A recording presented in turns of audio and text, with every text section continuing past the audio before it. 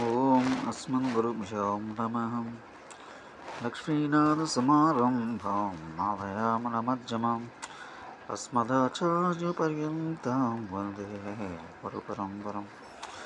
వసుదేవసుతం దేవం కంసచానూరమర్దనం దేవకీ పరమానందం కృష్ణం వందే జగద్గురుం. ప్రియ భగవద్బంధువులందరూ నమస్కారం. ఈరోజు మనం భగవద్గీతలోని అర్జున విషాద యోగంలో 39-40 శ్లోకాలను సంధానం చేసుకుంటున్నాం. 39. కథం న ధ్యేయామస్మాభిః పాపదస్మాం నివర్తితుం. కథం న ధ్యేయమస్మాభిః పాపదస్మాం నివర్తితుం. కులక్షయం కృతం దోషం ప్రపశ్యద్భి జనార్దనం. కులక్షయం కృతం దోషం ప్రపశ్యద్భి జనార్దనం. పదస్యేదం కథం న ధ్యేయం అస్మాభిః పాపాత్ అస్మాత్ నివర్తితుం. కులక్షయ కృతం దోషం ప్రపశ్యద్భిః జనార్దనం. జనార్దన ఓ జనార్దన, కులక్షయ కృతం కులక్షయం వలన కలుగు దోషమును ప్రపశ్యద్భిః చక్కగా తెలుసుకున్నవారైన అస్మాభిః మనచే అస్మాత్ ఈ విధమైన పాపాత్ పాపము నుండి నివర్తించుటకు కథం ఎందుకు నధ్యేయం ఆలోచింపరాదు.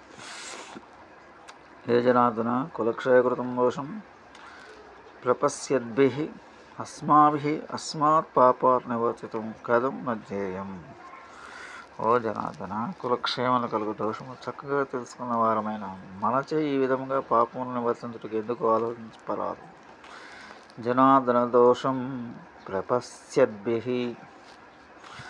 ఓ జనార్దన, మనం యుద్ధం వల్ల జరిగే అరిష్టాలను స్పష్టంగా చూడగలుగుతాం. దుర్యోధనాల బుద్ధి సరిగ్గా పనిచేయడం లేదు కాబట్టి వాళ్ళని చూడలేకపోతున్నారు. ఏమిటా దోషం?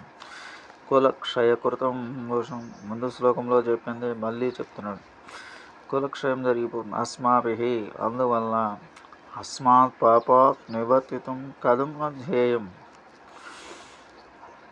కులనాశనం వల్ల కలిగే నష్టాలు తెలిసిన మనం ఎందుకు ఈ పాపాలను చేయకుండా ఉండకూడదని కృష్ణ పరమాత్మ అడుగుతున్నాడు. కృష్ణ పరమాత్మ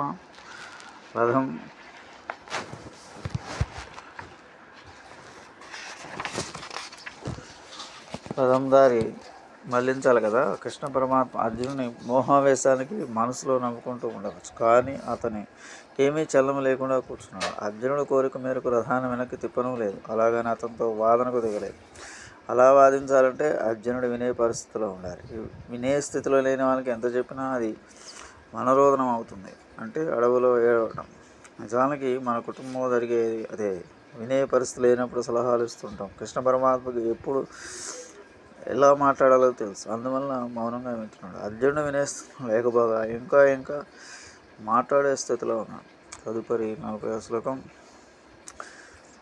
కులక్షయే ప్రణశ్యంతి కులధర్మాః సనాతనాః ధర్మే నష్టే కులం కృష్ణం అధర్మాభిర్భవత్యతః. కులక్షయే ప్రణశ్యంతి కులధర్మాః సనాతనాః ధర్మే నష్టే కులం కృష్ణం అధర్మాభిర్భవత్యతః. కులక్షయే ప్రణశ్యంతి కులధర్మాః సనాతనాః ధర్మే నష్టే కులం కృష్ణం అధర్మ భవతి ఉత.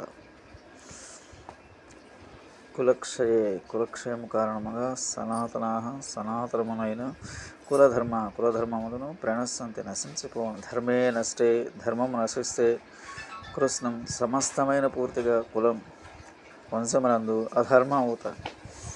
అధర్మే అభిభవతి వ్యాపి. కులక్షయ సనాతన కులధర్మాః ప్రణశ్యంతి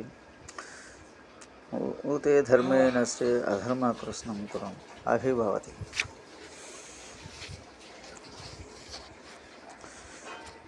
కులము నశించగా సనాతనములైన కులధర్మము నశించి ధర్మము నశిస్తే అధర్మం కులమునంతను నిశ్చయముగా వ్యాపించి కుటుంబం నాశనమైతే జరిగే పరిణామాలు ఎదురుస్తున్నాడు. సమాజంలో ఆరోగ్యకరమైన కుటుంబాలు లేకపోతే, అంటే కుటుంబంలో పటిష్టమైన అనుబంధాలు లేకపోతే కులధర్మం నశిస్తుంది.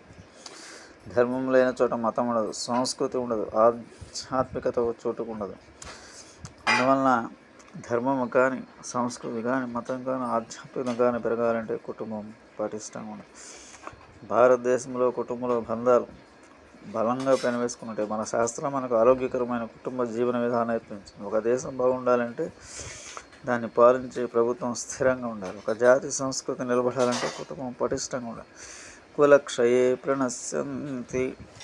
ఎప్పుడైతే కుటుంబాలు నాశనం అవుతాయో అప్పుడే కులధర్మ సనాతనమైన కులధర్మాలు నశిస్తాయి.